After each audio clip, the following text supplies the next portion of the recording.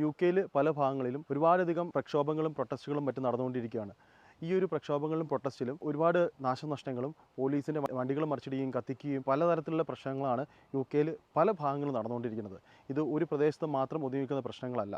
2-3 ദിവസമായിട്ട് വാട്സപ്പിൽ ഒരു ന്യൂസ് സ്പ്രെഡ് ചെയ്യുന്നുണ്ട്. 7-ാം തീയതി ബുധനാഴ്ച യു കെയിൽ ഇന്നിന്ന സ്ഥലങ്ങളിലെല്ലാം പ്രക്ഷോഭങ്ങൾ നടക്കുന്നു എന്ന് പറയുന്ന ഒരു വാട്സപ്പ് മെസ്സേജ്. ഈ വാട്സപ്പ് മെസ്സേജിൻ്റെ ആധികാരികത എനിക്കറിയാൻ പാടില്ല.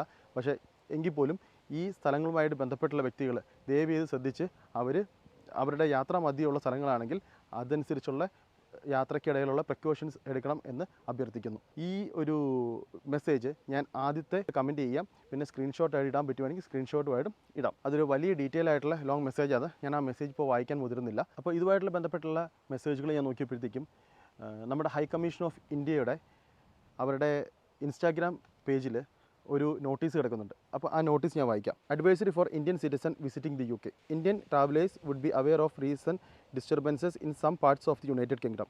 The High Commission of India in London is closely monitoring the situation. Visitors of India are advised to stay vigilant and exercise due caution while travelling in the UK. It is advisable to follow local news and advices issued by local security agencies and to avoid areas where protests are underway. In case of emergency, the High Commission of India may be contacted as per the details below. അതിൻ്റെ താഴത്ത് ഈ high commission of ഇന്ത്യയുടെ details കൊടുത്തിട്ട് അവരുടെ ആർക്ക് വേണമെങ്കിലും കയറി നോക്കാം. ഈ ഒരു മെസ്സേജ് അവരുടെ ഇൻസ്റ്റാഗ്രാം പേജിൽ കിടപ്പുണ്ട്. ഇത് എന്താണെന്ന് അറിയാൻ പാടില്ലാത്തവർക്ക് വേണ്ടി വളരെ ചുരുക്കത്തിൽ ഇത് ഞാൻ എക്സ്പ്ലെയിൻ ചെയ്യാം. സൗത്ത് പോർട്ടിൽ ഒരു 17 വയസ്സുള്ള ഒരു പയ്യൻ ഡാൻസ് യോഗ ക്ലാസ്സിലേക്ക് ഇടിച്ചു കയറുകയും അവിടെ ആദ്യത്തെ ദിവസത്തിൽ അവരുടെ ടീച്ചറിനെ കുത്തിക്കൊല്ലുകയും അതായിരുന്നു നമ്മുടെ ന്യൂസിലൊക്കെ വരുന്ന റിപ്പോർട്ട്. ബാക്കി രണ്ടാമത്തെ ദിവസമായപ്പോഴത്തേക്കും ഒരു 6 വയസ്സ് 7 വയസ്സ് 9 വയസ്സ് ഇങ്ങനെ പ്രായത്തിലുള്ള 3 കുട്ടികളെ കൊല്ലുകയും ചെയ്തു. അപ്പോൾ ഈ വാർത്ത ഞാൻ ഒരുപാട് ദിവസങ്ങളായിട്ട് ഞാൻ ഇത് റിപ്പോർട്ട് ചെയ്തുകൊണ്ടിരിക്കുന്നതാണ്. ആദ്യം വന്ന വാർത്ത എന്താണെന്ന് വെച്ച് കഴിഞ്ഞാൽ ഈ ഒരു പറഞ്ഞ 17 വയസ്സുള്ള പയ്യൻ, നമുക്ക് പ്രായവും കാര്യങ്ങളൊന്നും വ്യക്തമല്ലായിരുന്നു, മുസ്ലിം ആയിട്ടുള്ള ഒരു പയ്യനാണെന്നും അഭയാർത്ഥിയായിട്ട് വന്ന ഒരു പയ്യനാണെന്നും അങ്ങനെ മുസ്ലിം അഭയാർത്ഥിയായിട്ടുള്ള ഈ ഒരു വ്യക്തിയാണ് 4 പേരെ കുത്തിക്കൊന്നേ എന്നുള്ള തരത്തിലാണ് ഈ വാർത്ത ആദ്യം സ്പ്രെഡായത്. അതായത് ഈ 18 വയസ്സിന് താഴെയുള്ള കുട്ടികളുടെ ഇൻഫർമേഷൻ കൊടുക്കുന്നതിനുള്ള പരിധി കാരണം ഈ ഒരു വ്യക്തിയുടെ ഐഡൻറ്റിറ്റി നമ്മൾ നിയമപരമായിട്ട് ഇപ്പോൾ നാട്ടിൽ നടക്കുന്ന പോലെ തന്നെ നിയമപരമായിട്ട് ബ്ലോക്ക് ചെയ്തിരിക്കുകയായിരുന്നു. പിന്നെ ഈ പ്രശ്നങ്ങൾ ഇത്രമാത്രം ശക്തമായിട്ട് UK പല ഭാഗങ്ങളിലും വരാൻ തുടങ്ങിയപ്പോഴത്തേക്കും കോടതി തന്നെ ഇടപെട്ട് ഈ ഒരു കുട്ടിയുടെ പേരും അതിൻ്റെ ഏജും നാഷണാലിറ്റിയും ഒക്കെ റിവീൽ ചെയ്യുമായിരുന്നു. UK വർഷങ്ങൾക്ക് മുന്നേ കുടിയേറിയ ടിപ്പിക്കൽ ആഫ്രിക്കൻ ആയിരുന്നു ഈ പറയുന്ന അലക്സൽ മുഗ്വാന എന്നാണ് 17 വയസ്സുള്ള ഇയാളുടെ പേര്. ഇത് ടിപ്പിക്കൽ വിദ്യാർത്ഥി എന്ന് പറയാം, അല്ലെങ്കിൽ ആഫ്രിക്കൻ ആയിട്ടുള്ള വ്യക്തി എന്ന് പറയാം. ഈ ഒരു വ്യക്തിയാണ് ഈ കത്തിക്കുത്തിൽ ഇൻവോൾവ് ആയത്. അപ്പോൾ അതുമായിട്ട് ബന്ധപ്പെട്ട് UK കംപ്ലീറ്റ് പ്രശ്നങ്ങൾ നടന്നുകൊണ്ടിരിക്കുകയാണ്. മുസ്ലിങ്ങൾക്കെതിരെയും മുസ്ലിം പള്ളികൾക്കെതിരെയും ആക്രമണം നടത്തുന്നു. മുസ്ലിം പള്ളികളുടെ മുന്നിലൊക്കെ പോലീസ് സെക്യൂരിറ്റി നിലനിൽക്കുന്നുണ്ട്. മാഞ്ചസ്റ്ററിലെ ശവക്കല്ലറയിലൊക്കെ വെള്ള പെയിൻ്റ് ഒഴിച്ച് പ്രതിഷേധക്കാരെല്ലാം പ്രതിഷേധം അറിയിക്കുന്നുണ്ട്. അതുമാത്രമല്ല ലേക്ക്ഷയർ പോലീസ് ഇതുമായിട്ട് ബന്ധപ്പെട്ടുള്ള കാര്യങ്ങളൊക്കെ അന്വേഷിച്ച് വരുന്നു. പിന്നെ നോർത്തേൺ അയർലൻഡിൽ പെട്രോൾ ബോംബ്, പോലീസിനെതിരെ പ്രക്ഷോഭകാരികൾ പെട്രോൾ ബോംബ് എറിഞ്ഞു. ബെർമിംഗ്ഹാമിൽ നടന്ന സംഭവം എന്ന് വെച്ച് കഴിഞ്ഞാൽ ഒരു വണ്ടികൾ ബ്ലോക്ക് ചെയ്തിട്ട് നിങ്ങൾ ഇംഗ്ലീഷുകാരാണോ വൈറ്റ് പീപ്പിളാണോ അതോ ഇംഗ്ലീഷുകാരാണോ എന്നുള്ള തരത്തിലുള്ള ചോദ്യങ്ങൾ പ്രക്ഷോഭകാരികൾ ചോദിച്ചിട്ട് വാഹനങ്ങൾ ബ്ലോക്ക് ചെയ്തിട്ടുള്ള പ്രക്ഷോഭങ്ങളിൽ ഏർപ്പെടുന്നു. അപ്പോൾ അങ്ങനെ വരുമ്പോഴത്തേക്കും നമ്മൾ മലയാളികളും ഇന്ത്യക്കാരും ഒക്കെ ഇതിൻ്റെ ഇടയിൽ ഇടപെട്ട് കഴിഞ്ഞിട്ടുണ്ടെങ്കിൽ നമുക്കും ഇതുമായിട്ട് ബന്ധപ്പെട്ടുള്ള പ്രശ്നങ്ങൾ സ്വാഭാവികമായിട്ട് ഫേസ് ചെയ്യേണ്ടി വരും. അപ്പോൾ അതിൽ നിന്നൊക്കെ ദയവ് ചെയ്ത് മാറി നിൽക്കാൻ പറയുക. കുറേ മാസങ്ങൾക്ക് മുന്നേ തന്നെ നമ്മൾ കേട്ടൊരു കാര്യമാണ് UK ജയിലുകളിൽ ആവശ്യത്തിന് സ്ഥലമില്ല എന്നുള്ള ഒരു വാർത്ത. ഏകദേശം 600-ൽ കൂടുതൽ ആളുകളെ ഇനി താമസിപ്പിക്കാൻ പറ്റാത്ത തരത്തിൽ ജയിലുകളെല്ലാം നിറഞ്ഞിരിക്കുകയാണ്.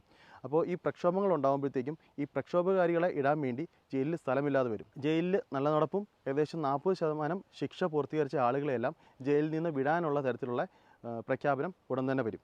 അപ്പോൾ അതുമായിട്ട് ബന്ധപ്പെട്ടുള്ള ചർച്ചകളും പോയിക്കൊണ്ടിരിക്കുന്നു. ജയിലുകളിൽ സ്ഥലമില്ലാത്തതുകൊണ്ട് തന്നെ പഴയതായിട്ട് അടച്ചിട്ട ജയിലുകളിൽ കാലിയാക്കിയിട്ട് ആ ജയിലുകളിൽ, അതായത് അത് റിനോവേറ്റ് ചെയ്തെടുത്തിട്ട് അതിൻ്റെ അകത്ത് പുതുതായിട്ട് ഈ പ്രക്ഷോഭങ്ങൾ ഏർപ്പെടുന്ന ആളുകളെ ഇടാൻ വേണ്ടിയുള്ള സ്പേസ് ഉണ്ടാക്കാനും ഇപ്പോൾ പുതിയ ഒരു പ്രഖ്യാപനം വന്നിട്ടുണ്ട്.